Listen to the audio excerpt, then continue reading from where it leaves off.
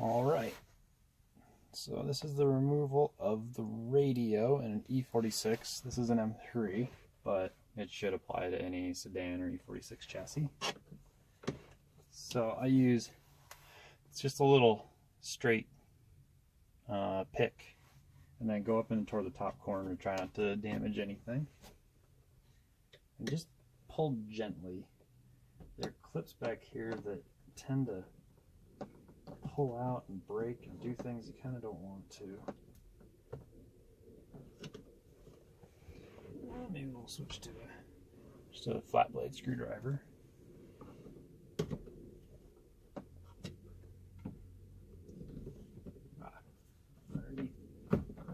Alright, so you'll feel it kind of be really gentle, especially if you're prying on the dash here. You can leave some marks. This is pretty soft.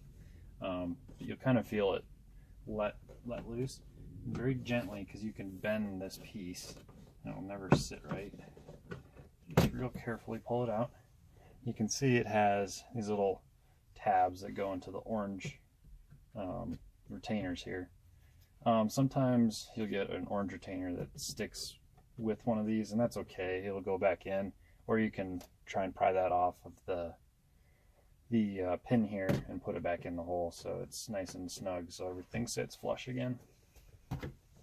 So then you have this second hole trim bezel here that comes off, and again, just same clip, pops right out, and again, be really gentle. You can break the plastic here.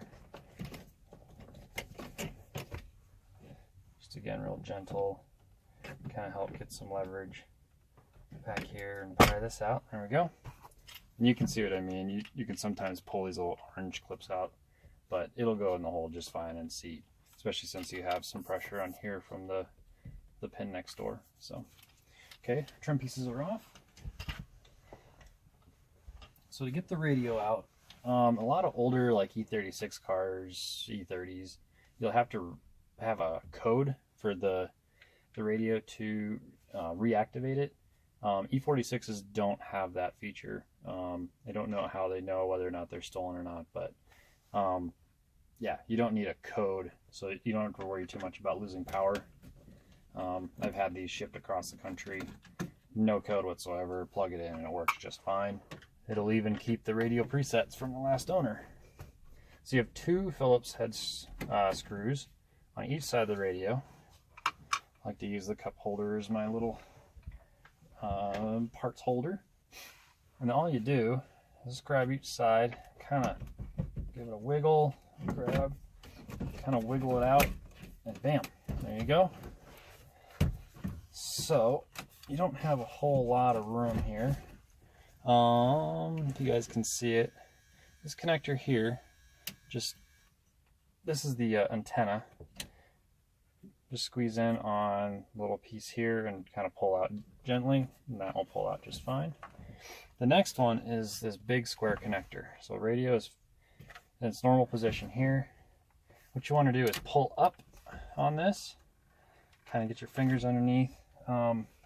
Be careful, I've seen these break, they do get brittle, but essentially what this is kind of a cam lock, and there's pins on each side, and it'll start unlocking itself and pushing the plug out of the actual radio unit.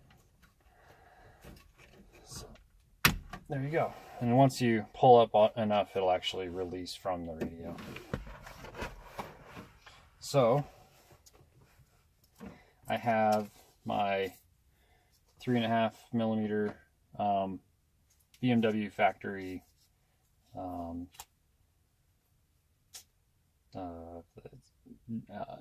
input jack, so you can plug in 3.5mm into this and run an auxiliary. So you plug your phone in or any media player device. It's nicer than like the Bluetooth or an iPod connector. This I feel is just more universal. So the way you do that, okay, so we're zoomed in here on the actual radio connector. This goes to all the speakers and power and all that stuff. So on the bottom of this, you'll see a little blue clip. You want to take a screwdriver or a pick, undo that, and just pull out your little blue retainer. and you'll have one lower piece in here, a little triangle doohickey. What you want to do is take your other new adapter piece, and it's actually keyed. You can see that it has these little tangs that will actually key in when they're in the right spot. And you can only put this on the, you're looking at it on the left side of the lower connector here. If you have a CD changer or an iPod connection already in here or something, you may need to remove the left side. I think that's usually the auxiliary portion. So I'll set that in, kind of restack this, get the other back in. So now you can see we have, this is the new 3.5 auxiliary, and this is the existing. Then we'll take our little blue clip, and everything will line back up in there. Blue clips in. So that is the radio side installation. Now, oops, right out of there. It wasn't in there correctly. Kind of fighting a little bit. Okay. Best to maybe do these one at a time.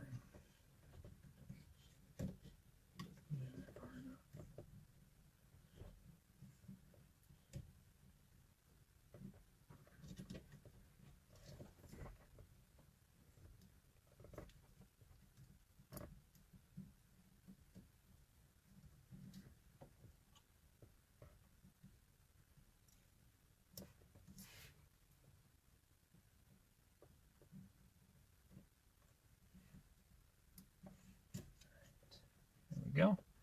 All right, so our blue clip is in. We're good. All right, zoom it back out here. So now you have the remainder of this cord. Some people will put it kind of in a more conspicuous spot where it's easy to get to and you always see it. I'm actually going to go for this lower luggage, just so it's kind of hidden away and out of the way. When I don't want it, I can hide it. So kind of work my way down to get in here. So the IHK unit, or the heater controls, they just unclip there. Just put your hand behind and squeeze out.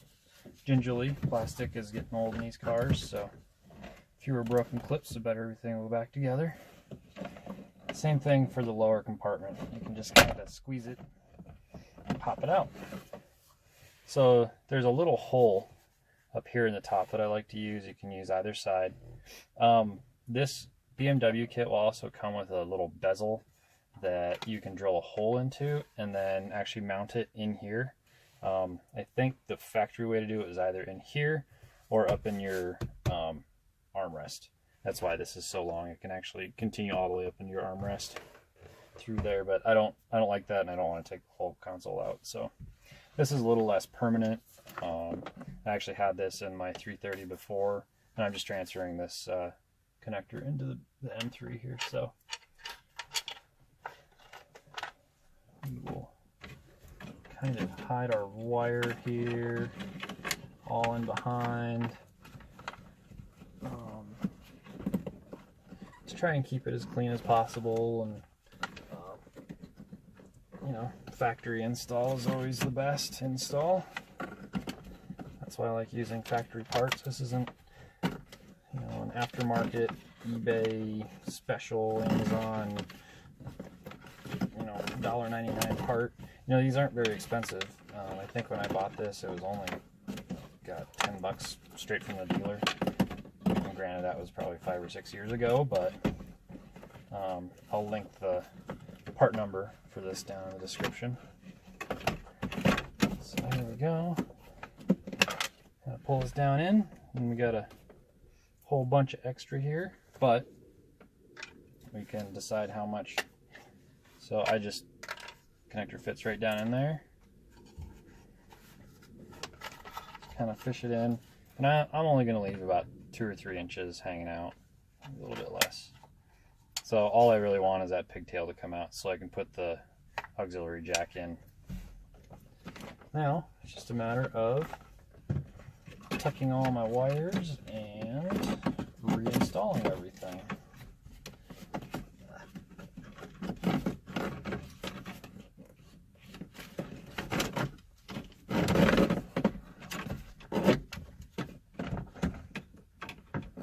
Go ahead and snap this back in. And just check operation in your lower glove compartment there. And then I think you kind of need to split the difference here of all this extra cord, because you obviously need all the room for the radio body, and then you also need to make sure you have enough room for your heater control unit to snap back into place here. Nice thing is there's a little bit of extra room should you need it. Kind of keep wires all together. Go for that super nice factory install style.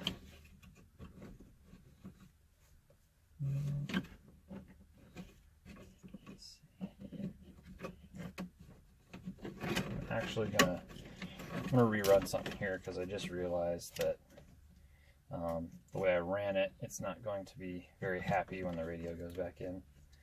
Again, there's a lower tray to the radio compartment here. You want to keep that as smooth as possible so that you're not chafing on wires or doing anything kind of to make your install a little bit rougher. So you see how I went up and over. There's a little bit of a passage in the back corner here that I'm going to just fish everything through, make it a little bit cleaner and make my life a little bit better. So no problem, really just bringing it up through where the other stereo wires are running out of. Again, just nice and clean, make it look like BMW had done it themselves, even though we're nowhere near BMW status around here. All we can do is copy the best and hope for the best as well.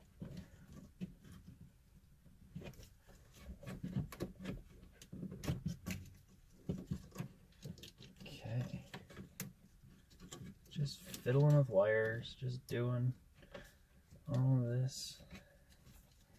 Working around, working the juice. Okay. Push our blue clip back in. Cool. So we're looking mighty fresh here. Okay, just working our way back up to the top. Let's put that in the correct direction.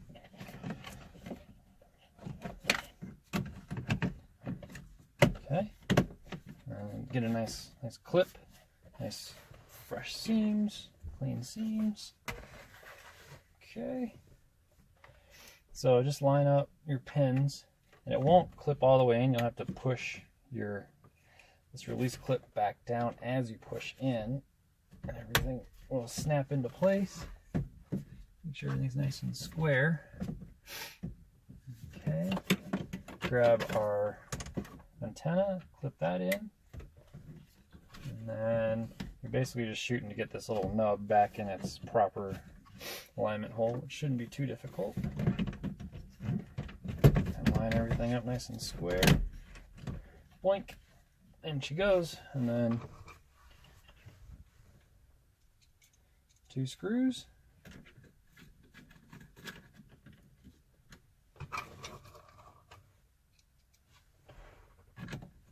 2. All right, and then just need to get our trim pieces back together. And if that clip came out, just kind of work it back in its appropriate way. There we go. So that clips in, and then right over where that pin would be going in, just give it a nice push, and it just slides right in. And if you push nice and hard, it'll capture, kind of minimize rattles. Okay, that's good. Same with this. So a lot of these, this is actually a broken pin. You can see there should be another pin here. This is really common. If it's the first time it's ever been off, usually this breaks. I don't think I've ever seen one that's been salvaged. I have seen them glued back together, but these other 3 hold it on well enough that typically you're okay with reusing it. Oh, I'm sorry, it's actually this guy over here that broke off. That's common. So if this hasn't broken off, you kind of want to pry this out and then push this way. It's actually, there's a double pin on this guy, so that's what happened there. But same goes with this guy over here. Usually you'll see this broken. Line all your pins up, and again, just kind of a nice firm little press in. And you can see it doesn't exactly hold itself, but it's not going to rattle. It's not going to look adverse. That should be it. Just plug in your 3.5 inch male to male, or 3.5 millimeter male to male auxiliary cable, and then inside the radio to use it.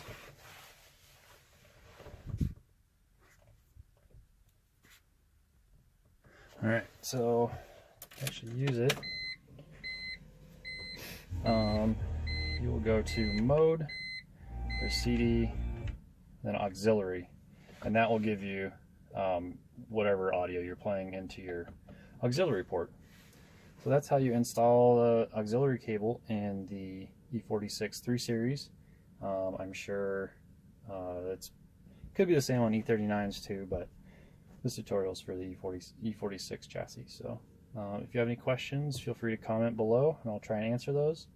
And I'll also leave a description or a part number for that, that cable in the description below. Thanks for watching.